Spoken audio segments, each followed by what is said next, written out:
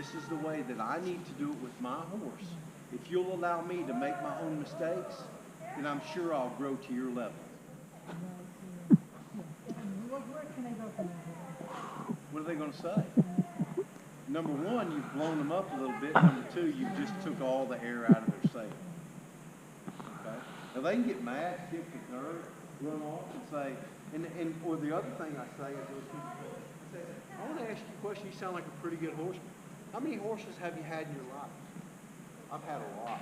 Really? What's up? I've had 50. Well, that's pretty respectable. That's a lot. Now, how many horses you think that you've thrown a leg over or towed up on a stirrup? A lot. Okay, well, what's a lot? Probably 100. So, okay. So we're going to go 50 above where you're saying you're at. We're going to say 200. Okay? Now, in that ratio of 200, how many people do you think you've passed on the highway, passed on the sidewalk, interacted with through your entire life? I don't know, 1 million. Okay? 1 million. And we got this other number, 200, right? Now, let's put this in perspective here. Would you say you have a pretty good handle on generalization of human nature when you walk up and meet someone? In other words, what I mean by that is how you greet them, how you interact with them, how you socialize with them. Yeah, I'd say I'm pretty good at that. Okay, good. So now, I'm a little over 20,000 horses, a little over 300 breeds. Remember that 1 million number you were talking about and that 200 number? Let's get on the same page here. Okay? Has nothing to do whether it's a quarter horse, a pain, a fjord, a standardbred, a thoroughbred, you know, a Selle Francais, a German warm blood, a Argentine polo pony, a Welsh. It doesn't matter. The reality is this: are you horseman enough to get everything out of that particular horse, whether it is a lead and feed halter horse, an 8-up team of Belgians, a polo horse, a jumping horse, a cutting horse? What level are you at to get the most out of that horse for that rider, so the rider and the horse are one? Not me, it's not my horse. Okay? So all those things are things that you need to understand, because everybody will associate. Everybody is a big minnow in a large lake. Okay? So just don't let anybody kind of, and y'all have that, you know, but that's the thing. Whenever you go to that big trail ride, you're going to run into some things. I guarantee it. It never, and it can be that, I'm telling you, man, I've got people that are the nicest people in the world. They're great. They're big-time trainers. They're big-time ropers. They're big-time cutters. We have a general understanding. I don't tell them their business. They don't get in mine. We still talk horses. But I'm not going to stand. I went to DJ Smith's and we were working with Trevor Brazil's horse. I'm not going to stand next to Trevor and critique how he rows. The man's won an all-around cowboy and 25 world titles. Mm-hmm. Yeah. Okay? Now, by the same token, I am going to critique his horsemanship. Just because it's associated with a horse has nothing to do with discipline.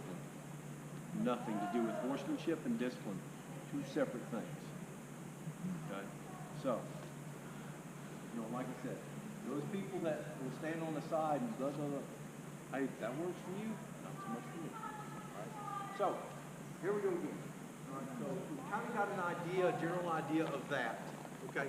Now, the other thing I need you to do, Lolly, is make sure that you can go ahead and kick that hind end out of gear, disengage that hind end. And I want you to do it with some vigor.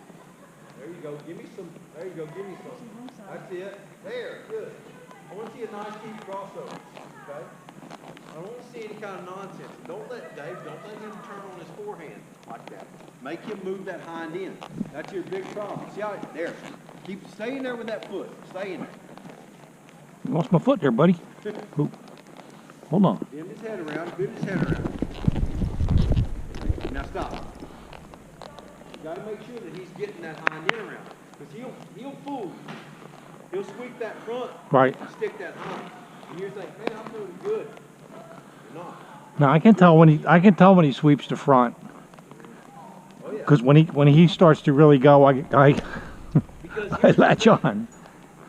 He uses his hind end so much on everything that he does that he's, you know, most horses, when you see them, they're 60% in the front and 40% in the hind, weight-wise.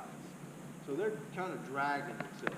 You know, you think about when a horse moves, and you want some engagement pushing forward, you want to reach them deep in the hind towards the front. And vice versa when you're going backwards, reaching deep from the front to the hind to push back, to go back quick and when you're backing up. He's the opposite. He's 60% all the time in his hind feet and 40% in his front. Because he's handy like that. That's what he was started under saddle for. That's what he did. You know, working and sorting, and I'm sure he worked gates and everything else. So that's a little bit different deal, okay? So it's hard to get him out of that kind of mindset, all right? Okay, so, there, we did that. We did, oh, now also too, Raleigh, you're there, I'm the bear. Dave, same thing, I'm the bear. Go ahead and do a little figure eight right here. Just do a little figure eight. Kind of. Now, halfway through the figure eight, you're going to take the hind end. Yep, so go ahead and take the hind end away. There you go. There, now come to me. There's more, Dave. There you go. Now move your shoulder over.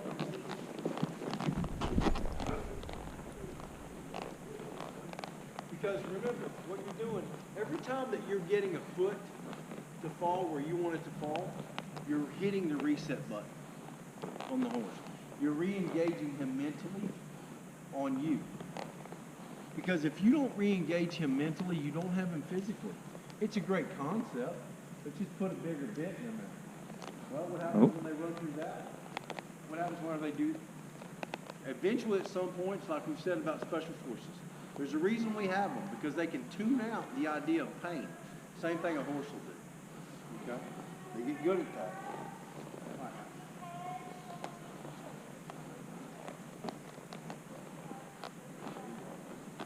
Yeah, good. Now, remember, sometimes you got to drink what? You got to drink good. Okay? Can't drink tea your whole life. But do I only, see, my confusion is when to use them. But you last night he knew that. I mean, we were not a good team last night. But when he's going along nicely. If he's going along nicely, then you leave him alone and be nice. But now I'm going to tell you this. Every once in a while, even when he's going along nicely, you want to see what you have in a bad situation. You're checking. It's like you're getting to the end of your driveway and you know there's nobody coming. You don't have to touch the brakes. You can just whiz on out there. Just keep right on going. But what do? We touch the brakes. So you're saying practice. You got to practice it sometimes. I feel like it's almost like punishment, right? I mean, you get your brain, but at the same time, you feel Stop humanizing him. Okay? He's not going, oh, that's my punishment every time she does that. No, it's pressure and release. It's a reset.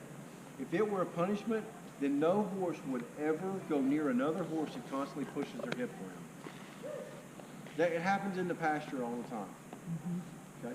It's how they live their everyday life. But what we do is we step in because we can't use the term correction without someone feeling that it's abusive or someone feeling that it's unfair. Okay? This is the world that we've kind of come to. Okay?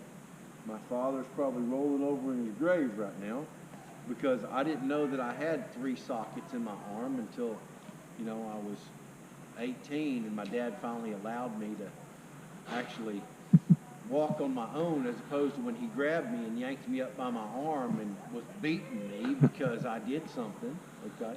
Which now, Dyfus, he would have died in prison, okay? But he would have died happy because he would have said, yep, the one thing about it, My kid knows how to take a whooping.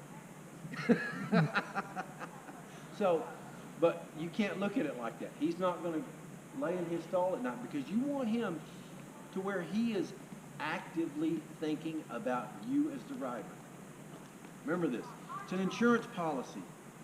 Don't ever think that if he is not actively thinking about you, he's actively going to take care of himself because Mother Nature kicks in, self-preservation. You will never, ever get that out of a horse. You can't be with them enough to say, listen, don't listen to that side, only listen to here. You can take the old country boy out of the country and you can dress him up in a suit and slick his hair back and give him a briefcase and send him into an office. And you might change him.